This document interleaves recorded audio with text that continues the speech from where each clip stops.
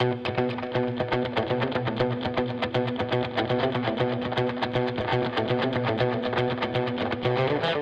Sinister beauty here is the 2016 Audi S7. It is a large luxury sedan with a fastback design, but it's also the sportier, more powerful version of the A7. That means under the hood, we've got a 450 horsepower twin turbocharged V8 that I can't wait to start up. So let's hop behind the wheel and see what this sexy machine can do. Okay, so let's do the fun part first. Under the hood, as I said earlier, we're powered by a 4-liter twin turbocharged V8 engine. That's going to get us 450 horsepower and 406 pound-feet of torque. More than enough power to get this thing rocketing to 60 miles per hour in just 4.5 seconds. Now that power is going to go through Audi's S-tronic automatic transmission. That's what they call their dual clutch automated manual gearbox, and it's a pretty good one. The shifts are lightning quick. We've got paddle shifters and also a sport program. From there, the torque's going to be sent to all 4 wheels and shifted around via Audi's Sport Quattro system.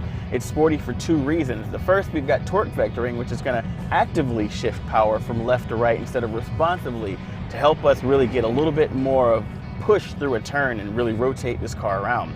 And second, because the Quattro system has a rear bias to it. Actually, at its default state, it sends most of its power, about 60%, to the rear wheels, and that's going to give the car a sporty character when you're accelerating and turning. The S7 is going to roll on Audi's adaptive air suspension. That's going to have adaptive dampers that help it to be soft when you want to cruise and firm when you want to really chuck it into a corner. And it's got really cool features like a little bit of auto leveling. So when you are really into a turn or when you're stepping on the brakes or really getting hard on the throttle, it can actually do a little bit of auto leveling to reduce roll and squat and dive and help the car feel really flat and responsive.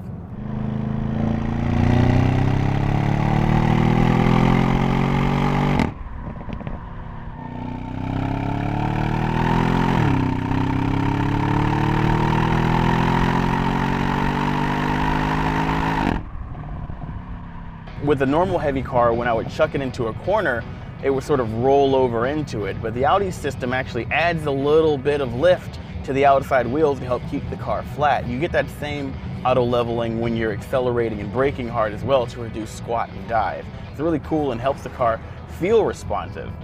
That's a lot of techno babble, but the end result is that this car feels really good when you're really pushing it in its most dynamic mode. The torque vectoring, the adaptive suspension, the extra power going to the rear end really mean that, unlike a lot of all-wheel drive cars, it's actually possible to induce a little bit of oversteer in this when you chuck it into a corner real good. But then with a flip of a switch or a twist of the MMI knob down here, we can actually go into a very comfortable mode. And this car, the steering lightens up, the suspension actually gets a little bit more muted, you get less sort of feel through the seat of your pants, and it becomes a very comfortable cruiser. Now for the nerdy stuff. In the center of the dashboard, we've got Audi's MMI infotainment stack, and that is going to be controlled by the physical controller down here. But recently, we've actually seen a newer generation of this in things like the 2017 A4 and the new Q7. And compared to those systems, this one looks just a little bit dated. Then again, compared to just about everything else on the road, this is still a very high-tech system. We've got crisp NVIDIA graphics, we've got an always-on web connection that does things like bring in Google Earth imagery when you're navigating or lets you do online web searches. Compared to pretty much everything else on the road, this is a very technologically advanced vehicle. So unless you want the absolute best and newest from Audi, you'll do pretty well with this. It's got a couple of years left on it.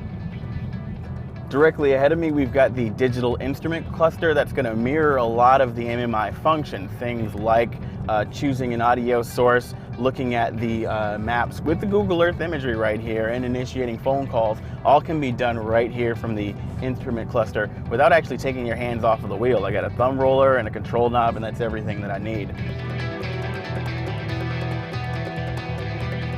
We're pretty close to fully loaded here, which means we've got most of the driver aid functions at Audi's disposal here in the S7. Things like adaptive cruise control that will maintain your speed on the highway, but then slow down to keep a safe following distance with the lead car. Things like lane departure prevention that'll use the electric power steering to keep the car from drifting over the lane if you don't use a turn signal. Again, these aren't the absolute latest generations of the technologies from Audi, but they are still fairly well advanced. And I think that most drivers in this price range are going to be impressed with what Audi has to offer. The S7 certainly earns its sporty pedigree with performance that seems to just get better and better the harder you push it. And even though its MMI system is starting to age a bit, it's still one of the most tech-forward cars on the road today. The 2016 Audi S7 gets started at around $82,900, but as equipped here, close to fully loaded, you're looking at over $95,000.